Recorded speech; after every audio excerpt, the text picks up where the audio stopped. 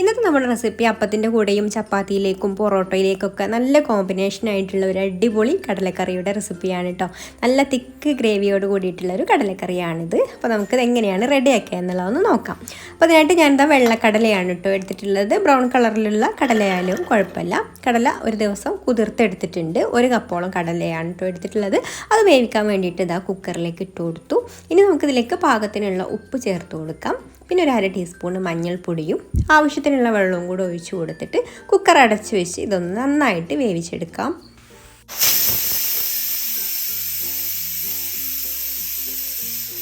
ഇനി ഇതാ ഒരു പാൻ അടുപ്പത്ത് വെച്ചിട്ടുണ്ട്. അതിലേക്കൊരു 1.5 ടേബിൾ സ്പൂണോളം വെളിച്ചെണ്ണ ഒഴിച്ചു കൊടുത്തു. വെളിച്ചെണ്ണ ഒന്ന് ചൂടാവുന്ന സമയത്ത് നമുക്കിതിലേക്ക് 1 ടീസ്പൂണ് വെളുത്തുള്ളി അരിഞ്ഞതും 1 ടീസ്പൂണ് ഇഞ്ചി അരിഞ്ഞതും കൂടെ ചേർത്ത് കൊടുക്കുന്നുണ്ട്.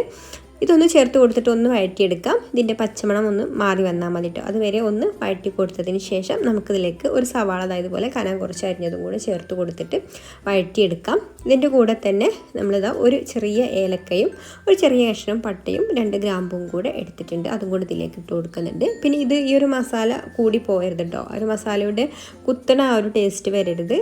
ചെറിയൊരു ഫ്ലേവറിന് വേണ്ടിയിട്ടുള്ളത് മാത്രം ചേർത്ത് കൊടുത്താൽ മതി. ഈ ഒരു സമയത്ത് തന്നെ ഇതിലേക്ക് വേണ്ട ഉപ്പും കൂടെ ചേർത്ത് കൊടുത്തിട്ടുണ്ട് കേട്ടോ. അപ്പോൾ ഉള്ളി നമുക്ക് പെട്ടെന്ന് വഴന്ന് കിട്ടുകയും ചെയ്യും. അപ്പോൾ ഇതൊന്ന് നന്നായിട്ട് വഴന്ന് വന്നതിന് ശേഷം ഒരു പകുതി തക്കാളി ഞാൻ എടുത്തിട്ടുണ്ട്. അതൊന്ന് മുറിച്ചതും കൂടെ ചേർത്ത് കൊടുത്തിട്ട് നന്നായിട്ടൊന്ന് വഴറ്റിയെടുക്കാം. പിന്നെ നിങ്ങൾക്ക് ഈ വീഡിയോ കണ്ടുകൊണ്ടിരിക്കുന്ന സമയത്ത് ഇഷ്ടമാണെന്നുണ്ടെങ്കിൽ ഒന്ന് ലൈക്ക് ചെയ്യാൻ മറക്കരുത്. അതുപോലെ തന്നെ നിങ്ങളുടെ അഭിപ്രായങ്ങളൊക്കെ താഴെ കമൻറ്റ് ചെയ്യാം. പിന്നെ ഈ ചാനൽ സബ്സ്ക്രൈബ് ചെയ്യാതെ കാണുന്ന കൂട്ടുകാരാണെങ്കിൽ ഒന്ന് സബ്സ്ക്രൈബും കൂടെ ചെയ്യാം കേട്ടോ. അപ്പോൾ അത് തക്കാളിയൊക്കെ ഇവിടെ നന്നായിട്ട് തന്നെ വഴന്ന് വന്നിട്ടുണ്ട്. ഇനി നമുക്കിതിലേക്ക് മസാലകളൊക്കെ ചേർത്ത് കൊടുക്കാം.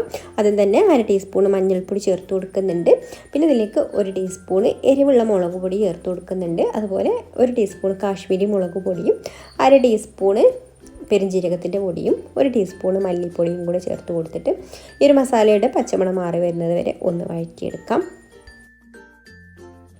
എന്നിട്ട് ഇതിലേക്കൊരു 1/2 കപ്പ് തേങ്ങ ചിരവിയതും കൂടെ ചേർത്ത് കൊടുത്തിട്ട് ഒന്ന് റോസ്റ്റ് ചെയ്തെടുക്കാം. പൊടികളൊന്നും കരിഞ്ഞു പോവാത്ത വിധത്തിൽ ഇതുപോലെ ഒരു മീഡിയം ഫ്ലെയിമിലിട്ടിട്ട് റോസ്റ്റ് ചെയ്തെടുത്താൽ മതി കേട്ടോ. അപ്പോൾ ഇതിവിടെ റെഡി ആയിട്ടുണ്ട്. ഇതുപോലെ ആയിക്കഴിഞ്ഞാൽ നമുക്ക് ഫ്ലെയിം ഓഫാക്കാം.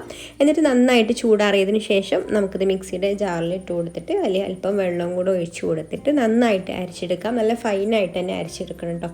ഇതുപോലെ അരച്ചെടുത്തതിന് ശേഷം നമ്മൾ വേവിച്ചെടുത്തിട്ടുള്ള ഒരു കടലയിലേക്ക് ചേർത്ത് കൊടുക്കാം. പിന്നെ ഇതിലേക്ക് ആവശ്യത്തിനുള്ള വെള്ളം കൂടെ ഒഴിച്ച് കൊടുക്കാം.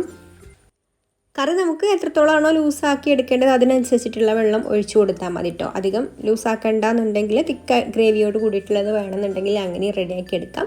ഇനി നമുക്കിത് ഇതുപോലെ നന്നായിട്ടൊന്ന് തിളപ്പിച്ചെടുത്തതിന് ശേഷം ഫ്ലെയിം ഓഫാക്കാം. എന്നിട്ട് ഇതുപോലെ ഒരു പാൻ അടുപ്പത്ത് വെച്ചിട്ട് അതിലേക്ക് 1 ടേബിൾ സ്പൂൺ വെളിച്ചെണ്ണ ഒഴിച്ചു കൊടുത്തു. ഇതിലേക്ക് കടുക് ഇട്ട് കൊടുക്കാം. കടുകൊന്ന് പൊട്ടി വന്നതിന് ശേഷം കുറച്ച് വറ്റൽമുളകും കറിവേപ്പിലയും കൂടെ വറുത്തിട്ട് നമുക്ക് കറിയിലേക്ക് ഒഴിച്ചു കൊടുക്കാം.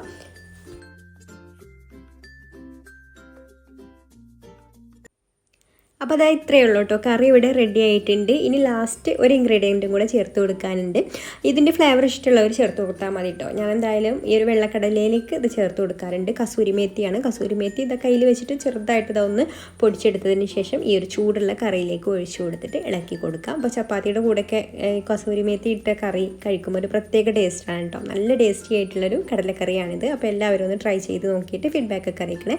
പിന്നെ മറ്റൊരു നല്ല റെസിപ്പിയുമായിട്ട് അടുത്ത വീഡിയോയിൽ കാണാം. താങ്ക്